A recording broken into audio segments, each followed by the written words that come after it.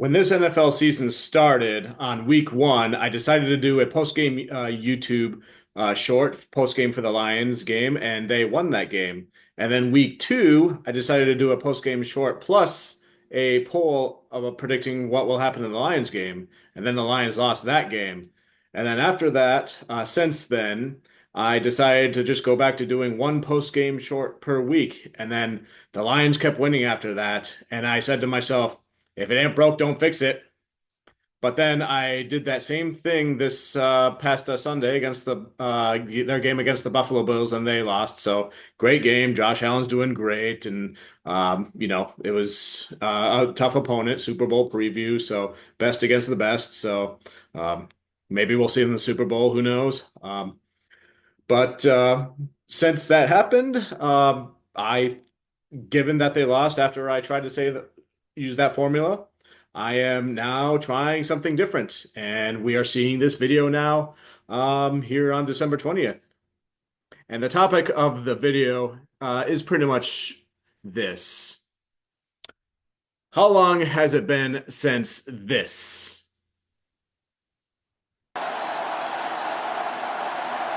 From 44 for the lead. Bates has delivered. Detroit is on top. Give the man his ball. Give the man his ball. Give the man his ball.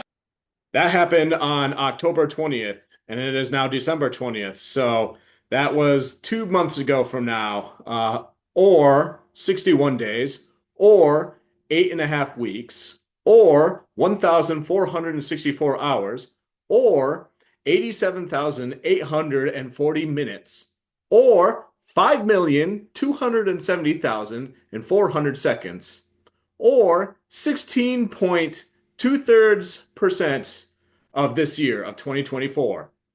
That is the length of time where the Detroit Lions have been the number one seed in the NFC North.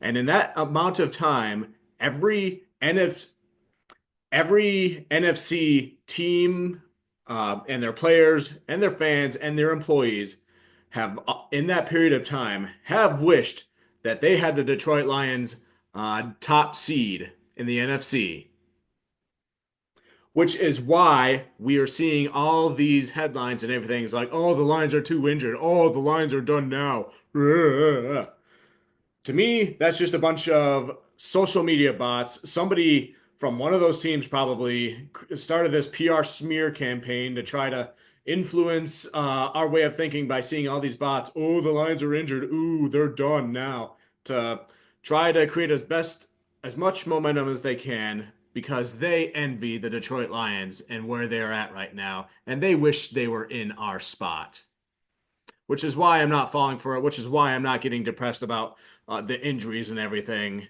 And it frankly just makes me laugh because it just reminds me, yeah, we're 12-2. We've already have a spot in the playoffs, and we, despite our injuries, we still have a great shot of getting that number one seed.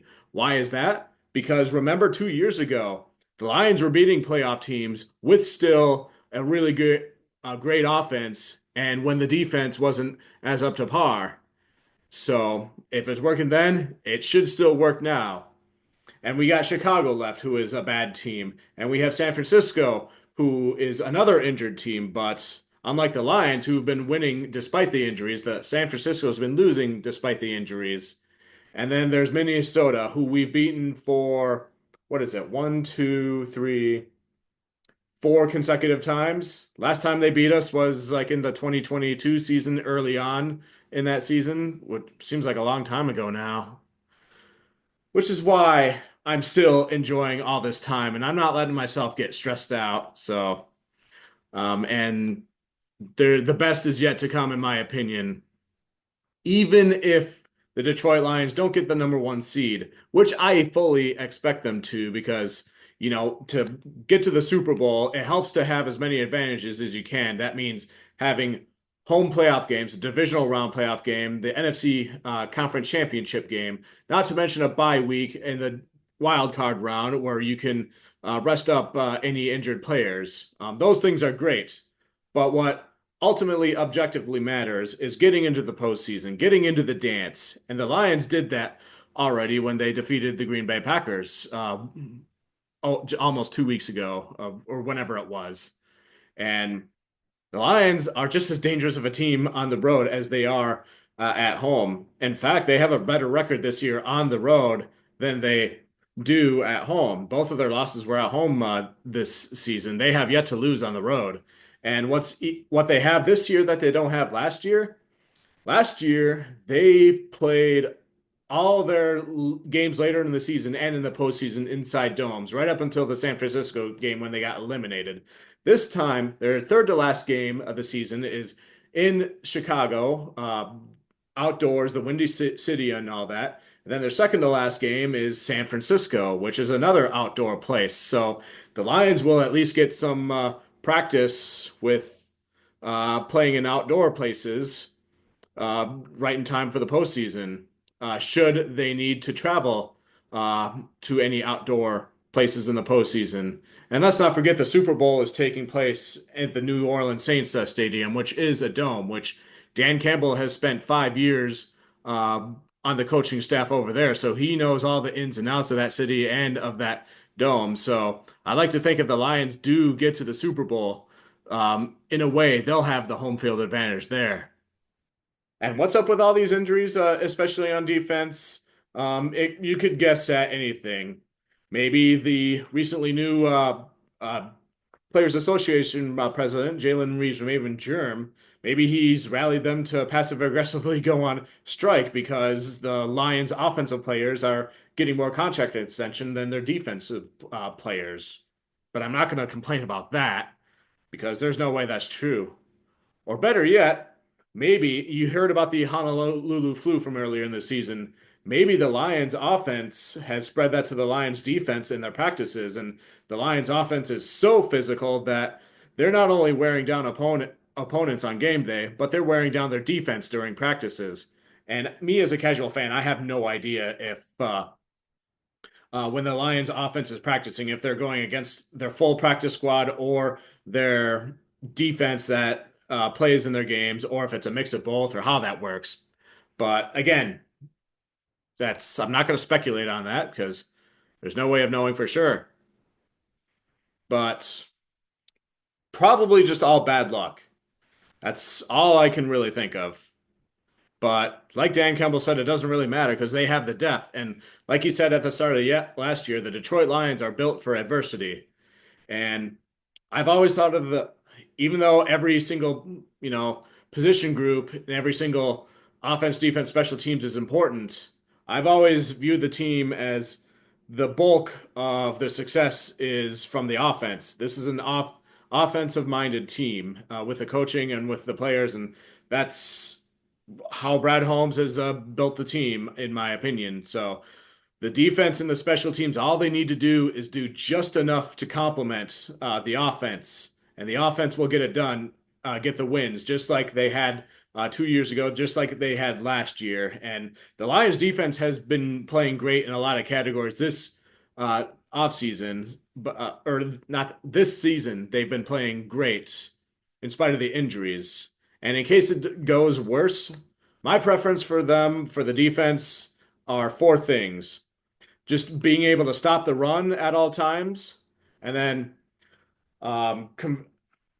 with red zone plays, if their defense finds themselves in red zone situations, being able to convert those into field goals. Just not giving up touchdowns if they have plays in the red zones. Just convert them to field goals as often as you can, over 50% of the time, and the third thing, get turnovers. We've had Kirby Joseph and Brian Branch giving a bunch of those this season, and both of those have been voted players have been voted by the fans to be on the all pro.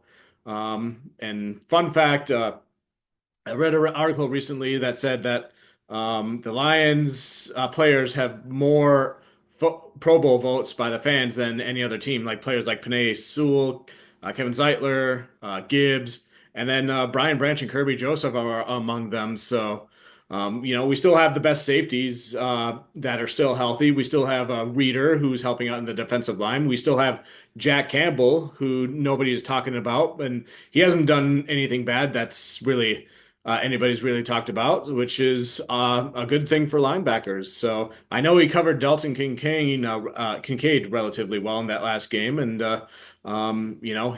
Jack Campbell, the Northern Savage, isn't being talked about as often as you'd think, but when our linebackers talked about in as often anyway. So yeah, keep doing what you're doing, Jack. And with Anzalone out, you got to step up and be a leader and all that. But I trust that you have that down. You know what you're doing with all that. And then the fourth thing is, clutch plays.